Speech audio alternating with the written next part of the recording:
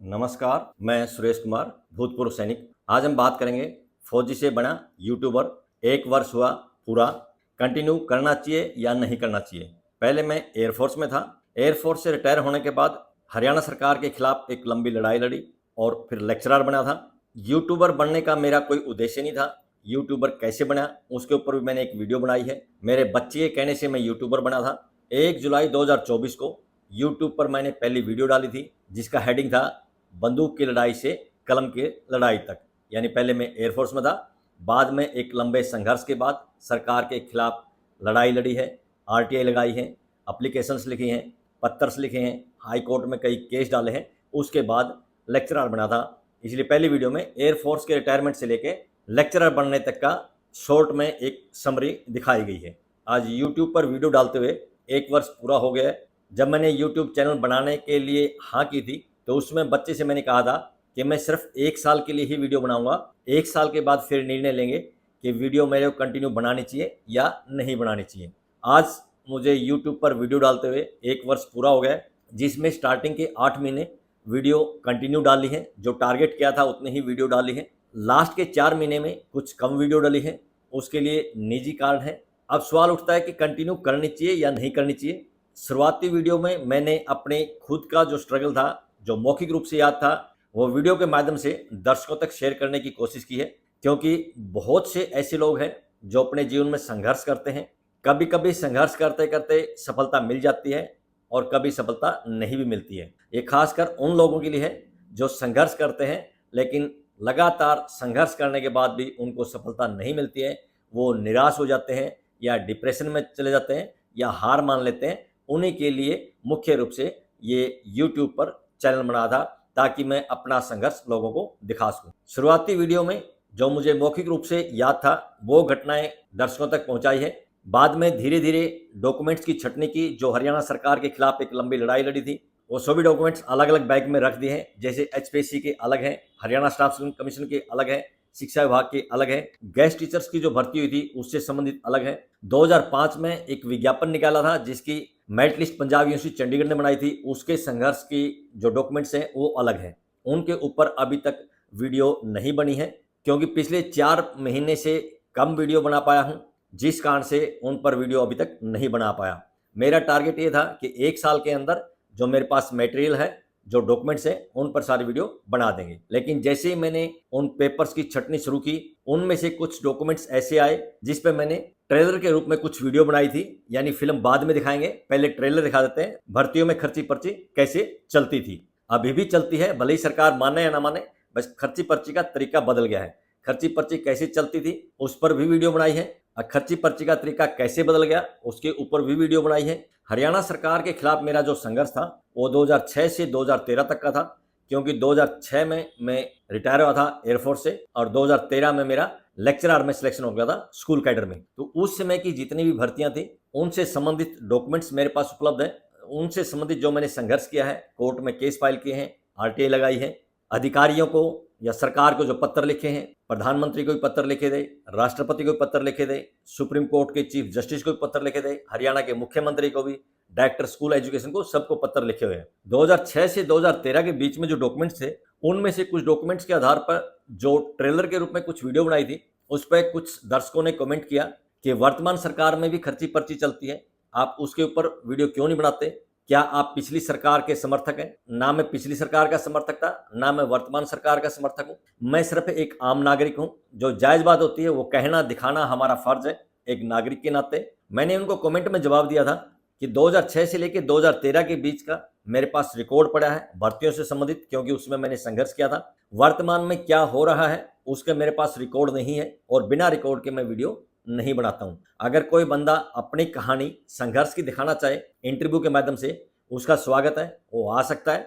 जब भी समय मिलेगा, खासकर संडे के दिन, हम उसका इंटरव्यू के माध्यम से वीडियो रिकॉर्ड करके दर्शकों तक दिखा सकते हैं कि उसने क्या क्या स्ट्रगल किया, क्या क्या उसके पास डॉक्यूमेंट्स हैं। अगर नहीं भी डॉक्यूमेंट्स है, सवाल जवाब के माध्यम से भी हम वीडियो के माध्यम से दर्शकों तक उनका संदेश पहुंचा सकते हैं, या अगर वो अपना संदेश सरकार तक पहुंचाना चाहता है, जो उनके विचार हैं, वो भी उन तक पहुंचा सकते हैं। कमेंट के माध्यम से जब मैंने जवाब दिया कि वर्तमान सरकार के खिलाफ अगर आपके पास कोई डॉक्यूमेंट्स है, आप मुझे डॉक्यूमेंट्स उपलब्ध करा दीजिए, उनके आधार पर हम वीडियो बना देंगे। तो एक आयुर्वेदिक मेडिकल ऑफिसर की भर्ती थी, उससे संबंधित सबसे पहले किसी कैंडिडेट्स ने मेरे को डॉक्यूमेंट्स उपलब्ध कराए और उसके आधार पर मैंने उस पर वीडियो बनाई थी, जिसमें से एक वीडियो बनाने के लिए मेरे को कम से कम 8 से 10 दिन का समय लग गया था, क्योंकि उसके जो रिजल्ट थे, कोर्ट का अगर कोई केस है वो, स्क्रीन टेस्ट के रिजल्ट, फिर उनके नंबर।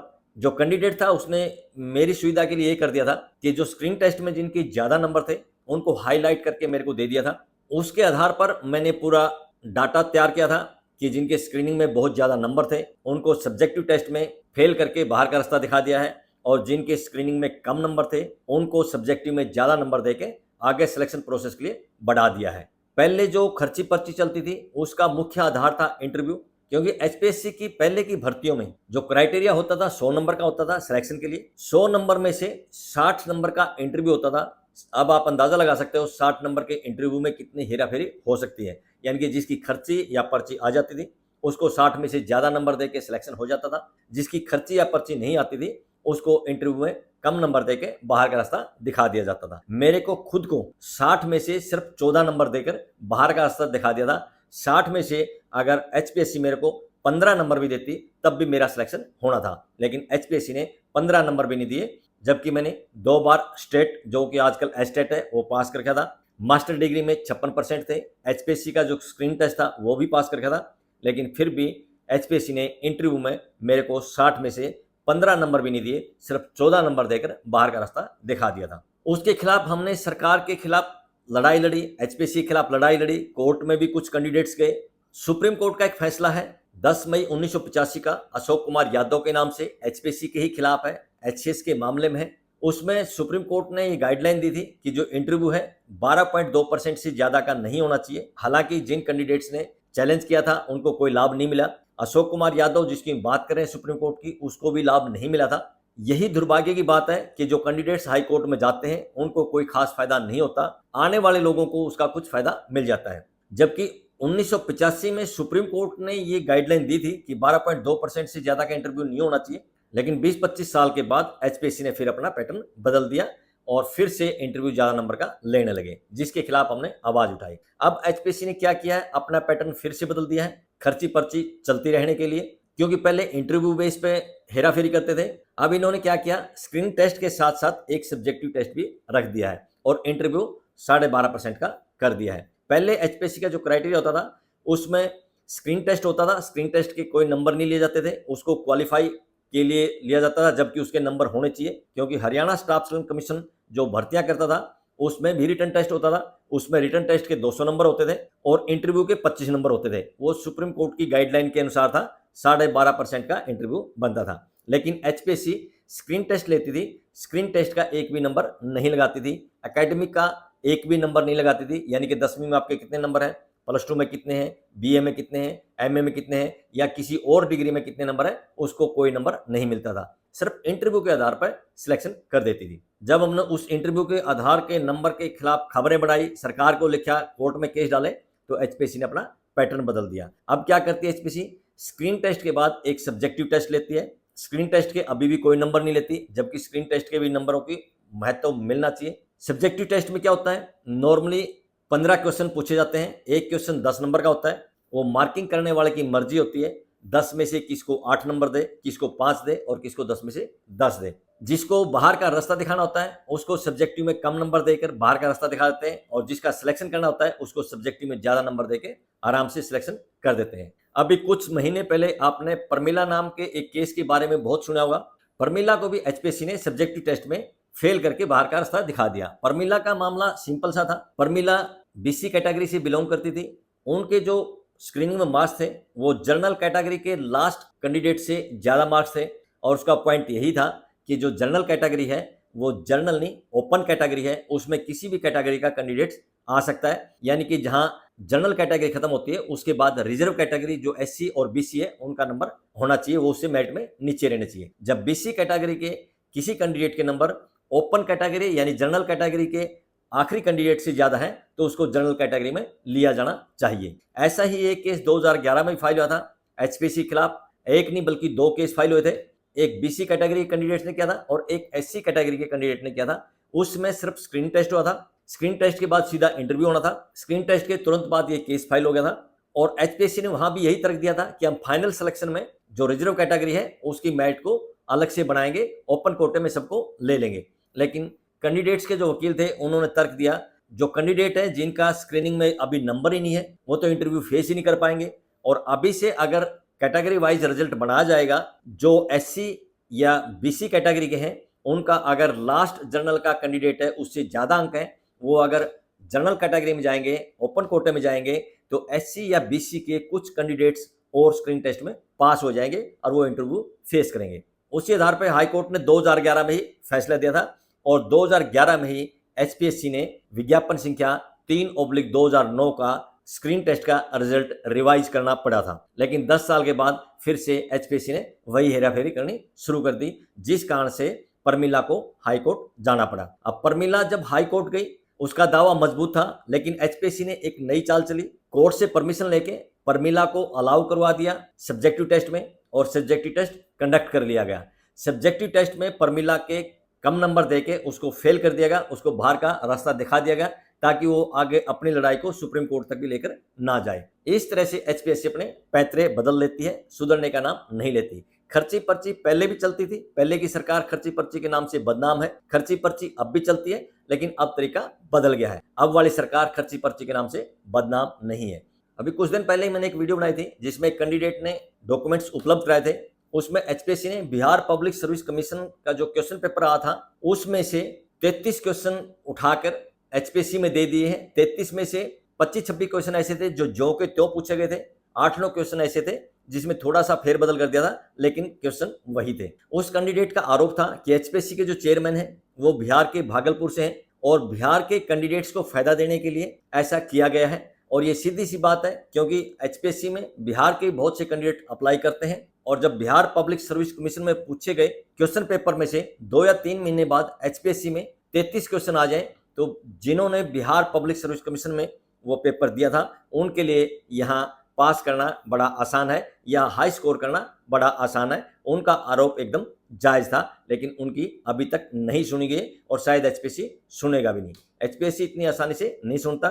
एचपीएससी इतनी बदमाशी करते हैं कि हाई कोर्ट में भी फर्जी रिकॉर्ड तक प्रस्तुत कर देते हैं। इसके ऊपर भी ट्रेलर के रूप में मैंने वीडियो बनाई है। आने वाले समय में पूरे प्रमाण के साथ सारी चीजें दिखाएंगे। सबसे बड़े दुर्भाग्य की बात है कि कोर्ट में हर व्यक्ति जा नहीं सकता क्योंकि वहां जाते ही वकील को फीस देनी होती है।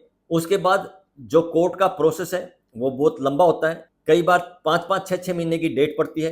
कई साल केस चलते हैं। तब तक जो कैंडिडेट है वो टूट जाता है, उसकी उम्र बढ़ जाती है, आगे लड़ने का हिम्मत नहीं रहता है और ज़्यादातर अपना हौसला छोड़ देते हैं। मेरा अगर खुद का केस देखें 2012 में मैंने एचपीएससी के खिलाफ केस डाला था। सिंपल सा केस है जो कि 1 से 1.5 सालों के अंदर डिसाइड हो जाना चाहिए था, लेकिन अभी भी मेरी लड़ाई एचपीएससी के खिलाफ जारी है क्योंकि एचपीएससी ने उसमें पहले झूठ बोला था जिसको आरटीआई के द्वारा मैंने झूठा साबित कर दिया। उसके बाद एचपीएससी ने हाई कोर्ट में फर्जी दस्तावेज प्रस्तुत करके और मेरा केस खारिज करवा दिया। एचपीएससी ने जो फर्जी दस्तावेज हाई कोर्ट में प्रस्तुत किए थे उस समय उनके खिलाफ मेरे पास कोई प्रमाण नहीं थे। मैंने फिर से आरटीआई लगानी शुरू की और एचपीएससी के खिलाफ मेरे को वो प्रमाण मिले जो एचपीएससी ने खुद दिए, जिससे साबित होता है कि एचपीएससी ने हाई कोर्ट में जो दस्तावेज प्रस्तुत किए थे वो फर्जी थे।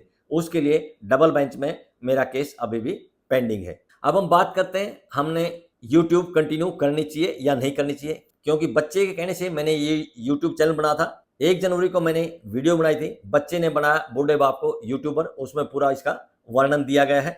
मेरा शुरू में 1 साल का ही टारगेट था, लेकिन पिछले 4 महीने में मैं उतनी वीडियो नहीं बना पाया जितने का टारगेट रखा गया था। उसके पीछे कई सारे कारण हैं। जो मेन डॉक्यूमेंट है मेरे पास उनके ऊपर अभी तक ज़्यादा वीडियो नहीं बनी है, सिर्फ ट्रेलर के रूप में ही बनाई गई है। मेरा अनुमान था मार्च, अप्रैल, मई और जून में मेरे पास जो डॉक्यूमेंट है उन सब पर मैं वीडियो बना दूंगा। चैनल को बंद कर देंगे क्योंकि उसके बाद मेरे पास मटेरियल नहीं था, लेकिन कुछ कारणों से इन 4 महीने में मैं कम से कम वीडियो बना पाया हूं। दूसरा, बीच में जिन लोगों ने मेरे को डॉक्यूमेंट्स उपलब्ध कराए उनके ऊपर भी मैंने वीडियो बनाई है और अब जो मुख्य डॉक्यूमेंट है वो मेरे पास अभी भी पेंडिंग है। अब सवाल उठता है कि 1 साल पूरा हो चुका है, 1 साल के लिए मैंने ये चैनल बनाया था, क्या आगे वीडियो बनानी चाहिए या नहीं बनानी चाहिए? जो दर्शकों का प्यार मिला है या जो दर्शकों के फ़ोन आए हैं, जो उन्होंने डॉक्यूमेंट उपलब्ध कराए हैं, जो उन्होंने कहा कि आप अच्छी वीडियो बनाते हैं, बनाते रहिए, हमें इससे हौसला मिलता है, रास्ता मिलता है, उनके देखते हुए बनानी चाहिए, लेकिन मेरे खुद के विचार के अनुसार, क्योंकि मेरा इसमें कोई इंटरेस्ट नहीं था और अभी भी कोई इंटरेस्ट नहीं है, मुझे लगता है कि वीडियो नहीं बनानी चाहिए, लेकिन दर्शकों को ध्यान में रखते हुए वीडियो बनानी चाहिए। अब सबसे बड़ी समस्या ये आएगी, जो मैं वीडियो बनाता था उसमें जो एडिटिंग का काम था वो बच्चे का लैपटॉप था एप्पल का, उसमें एडिटिंग करता था। अभी बच्चा प्लान कर रहा है बॉम्बे में जॉब करने के लिए। जब बच्चा बॉम्बे जॉब करने चला जाएगा, अपना एप्पल का जो लैपटॉप है वो साथ ले जाएगा। एप्पल के लैपटॉप के बिना वीडियो एडिटिंग की समस्या आएगी और बिना एडिटिंग किए वीडियो अपलोड नहीं कर सकते हैं। घर पर एक दूसरा लैपटॉप भी है HP का, उसके अंदर एडिटिंग की फैसिलिटी नहीं है। किसी जानकार को दिखाएंगे, अगर उसमें एडिटिंग की वीडियो का कोई सॉफ्टवेयर अगर ऐड हो सकता है तो कोशिश करेंगे जो वीडियो का सिलसिला है ये कंटिन्यू रखें, क्योंकि मेरे पास अभी भी बहुत सारा मटेरियल पड़ा है जो दर्शकों के काम का है, दर्शकों को हौसला देगा, दर्शकों का साहस बढ़ाएगा और दर्शकों को निराश होने से बचाएगा। क्योंकि जो संघर्ष की लड़ाई लड़ते हैं और लड़ते लड़ते थक जाते हैं, उनको ऐसा महसूस होता है कि उनके साथ ही ऐसा हुआ है, जबकि दुनिया में बहुत से लोगों के साथ ऐसा होता है। इस तरह की वीडियो देखने के बाद उनके अंदर हौसला आता है कि हमारे साथ ही ऐसा नहीं हुआ, बहुत से लोगों के साथ ऐसा हुआ है जो इस संघर्ष के दौर से गुजरे हैं। बस फर्क इतना है, किसी को सफलता मिल जाती है और किसी को सफलता नहीं मिलती। जैसे डॉक्टर विकास दिव्यकीर्ति जी बोलते हैं कि मैं आज जो कुछ भी हूँ वो तुक्के से हूँ,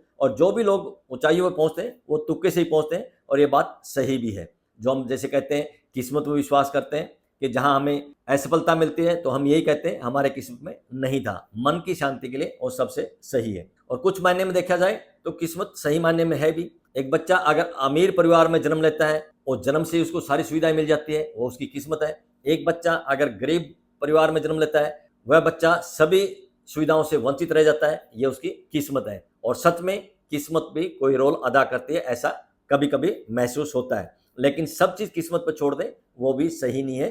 कर्म भी करना है, संघर्ष भी करना है। HPSC के जो खिलाफ वीडियो अभी तक मैंने बनाई है वो सिर्फ ट्रेलर के रूप में है। अभी आगे और भी डॉक्यूमेंट्स है मेरे पास जो बनाने बाकी हैं। 2005 में शिक्षा विभाग ने जो वैकेंसी निकाली थी, जिसकी merit list Punjab university Chandigarh ने बनाई थी, उसके लिए भी एक लंबा संघर्ष है। 2009 में मैंने RTI लगानी शुरू की थी और 2014 में जाके, यानी कि लगभग 5 साल के बाद मुझे वो मेरिट लिस्ट बनी थी। वो संघर्ष की पूरी जो घटना है उसके डॉक्यूमेंट्स हैं वो भी हमारे पास हैं, वो भी वीडियो के माध्यम से आपको दिखाने की कोशिश करेंगे।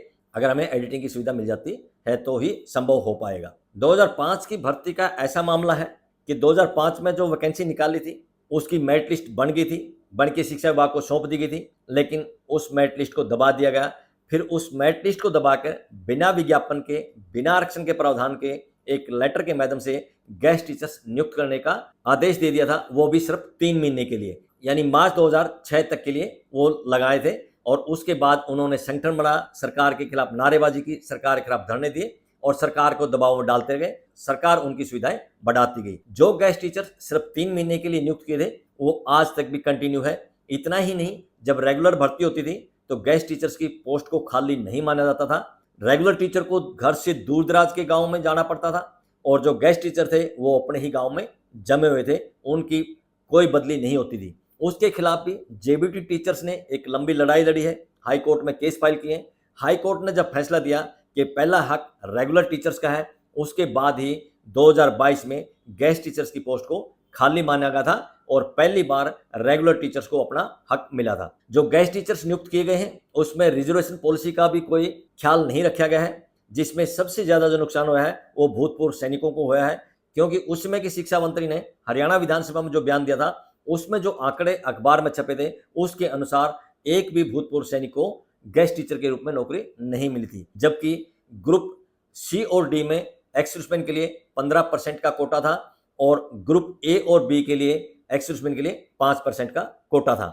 यानी कि इस तरह से एक्स-सर्विसमैन का हक खा लिया गया। उसमें SC कैटेगरी की बहुत कम कैंडिडेट्स को नौकरी मिली है। यानी भूतपूर्व सैनिकों के बाद दूसरा जो बड़ा नुकसान हुआ है वो SC कैटेगरी का है और उसके बाद BC कैटेगरी का भी नुकसान है। उनको भी जितना कोटा मिलना चाहिए था उतना कोटा नहीं मिला है। गेस्ट टीचर्स में 70% के आसपास जनरल कैटेगरी के लगे हुए हैं, क्योंकि रिजर्वेशन का प्रावधान नहीं किया गया था। उस मुद्दे पर भी हमारे पास बहुत से डॉक्यूमेंट है जिस पर वीडियो बनानी अभी बाकी है। और भी कैंडिडेट्स जैसे बीच में हमें डॉक्यूमेंट्स उपलब्ध करा देते हैं, उसके आधार पर हम वीडियो बना देते हैं। अगर कोई कैंडिडेट ऐसा है उसके पास डॉक्यूमेंट नहीं है लेकिन उसका स्ट्रगल का अपना एक इतिहास है, भले ही उसको सफलता मिली है या नहीं मिली है, अगर वो चाहता है उसका जो स्ट्रगल का इतिहास है वो दर्शकों तक पहुंचे तो हमसे संपर्क कर सकता है। उसको इंटरव्यू के माध्यम से हम जनता तक पहुंचाने की कोशिश करेंगे। देखते हैं वीडियो एडिटिंग के लिए हमें फैसिलिटी मिलती है या नहीं मिलती है। अगर वीडियो एडिटिंग की फैसिलिटी हमें मिल जाती है तो हम कोशिश करेंगे, हमारे पास जो मटेरियल बचा है, बहुत सा मटेरियल बचा है,